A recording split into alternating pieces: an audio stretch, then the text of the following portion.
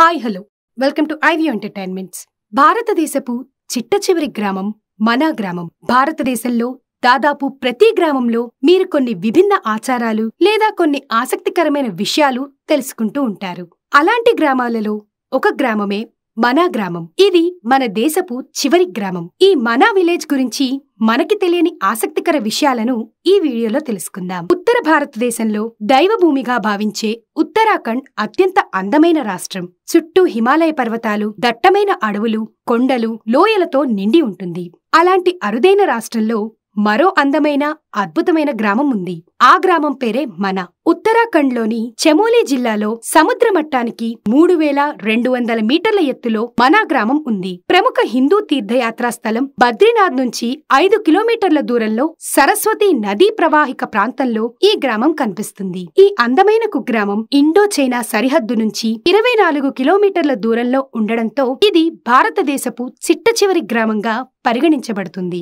ఈ ప్రాంతానికి ఎందుకు వెళ్ళాలి అని అనుకునేవారికి ఈ విషయాలు ఖచ్చితంగా ఆసక్తిని కలిగిస్తాయి. ఇది పాండవులు స్వర్గారోహణ చేసిన ప్రాంతం. స్వర్గానికి వెళ్లటానికి భీముడు నిర్మించిన వంతెన కూడా ఇక్కడ ఉంది. గణేశుడు మహాభారతం రాసిన చోటు, అంతర్వాహినిగా సరస్వతి ప్రవహించే చోటు, అంతేకాకుండా దేవతా నదులైన అలకనంద, సరస్వతి కలిసే చోటు కూడా ఈ మనా గ్రామం అని చెప్పటంలో ఏమాత్రం సందేహం లేదు.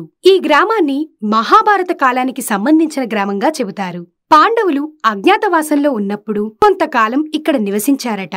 అంతేకాకుండా పాండవులు స్వర్గానికి వెళ్లటానికి తమ చివరి ప్రయాణం చేసినప్పుడు మనా గ్రామం గుండా వెళ్లారని నమ్ముతారు. ఈ ప్రాంతంలో సరస్వతీ నదికి సమీపంలో ఓ రాతి వంతెన ఉంటుంది. దానిని భీమా పుల్ అని పిలుస్తారు. పాండవుల సోదరుల్లో ఒకరైన భీముడు దీన్ని నిర్మించాడని కథనం ప్రచారంలో ఉంది. పాండవులు స్వర్గానికి ప్రయాణం చేస్తున్న సమయంలో తన భార్య ద్రౌపది సరస్వతీ నదిని దాటేందుకు వీలుగా భీముడు ఈ రాతి వంతెన్ను నిర్మించాడు.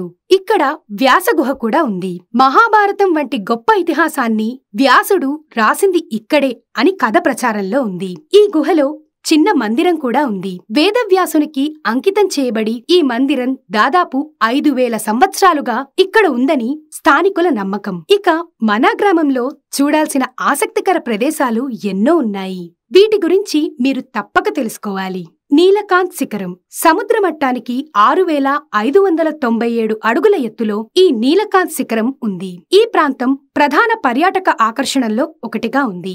బద్రీనాథ్ ఆలయానికి చేరువలో మంచుతో కప్పబడి ఉండే ఈ అందమైన పర్వతం సాహసికులకు, పర్వతారోహణ పట్ల ఆసక్తి ఉన్నవారికి తప్పక వెళ్లవలసిన చోటు. తప్త్ కుండ్. హిందూ పురాణాల ప్రకారం తప్త్ కుండ్ను అగ్ని యొక్క పవిత్ర నివాసంగా చెబుతారు. ఇక్కడ ఎంతో విలువైన ఔషధ సంపద ఉన్నట్లు నమ్ముతారు. ఈ తప్తకుండులో మునక వేస్తే చర్మ వ్యాధులు నయమవుతాయని భక్తుల విశ్వాసం. వసుధార. ఈ ప్రాంతంలో అద్భుతమైన ప్రదేశాల్లో వసుధార ఒకటి. బద్రీనాథ్ ఆలయం నుంచి 9 కిలోమీటర్ల దూరంలో ఈ అందమైన జలపాతాలు ఉన్నాయి. ఇవి స్వచ్ఛమైన మనసు ఉన్నవాళ్ల మీద మాత్రమే పడతాయని అక్కడ వాళ్ల నమ్మకం. ఇక్కడ సరస్వతీ నది అంతర్వాహినిగా ప్రవహిస్తుంది. ఇక్కడ నుండి కొంచెం దూరంలో సరస్వతీ నది పుట్టిన చోటు కూడా ఉంది.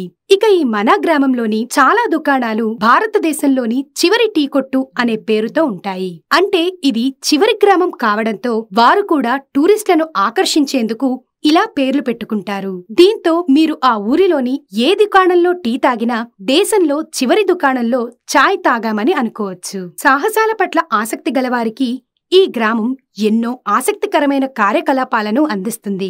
భారతదేశంలోనే పర్వతారోహణకు అనువైన ఉత్తమమైన ప్రదేశాల్లో ఒకటిగా ఈ ప్రాంతాన్ని పరిగణిస్తారు. మహాభారతం పుట్టిన ప్రదేశం, సరస్వతిని కనులారా చూసి ఆనందించగలిగిన చోటు, మన దేశానికి ఉత్తరాన ఆఖరి గ్రామంగా ఉన్న మనా గ్రామం. ఈ గ్రామాన్ని జీవితంలో ఒక్కసారైనా తప్పక చూడాలి. ఇటువంటి మరెన్నో వీడియోస్ కోసం please like, share, comment and subscribe to iView entertainments.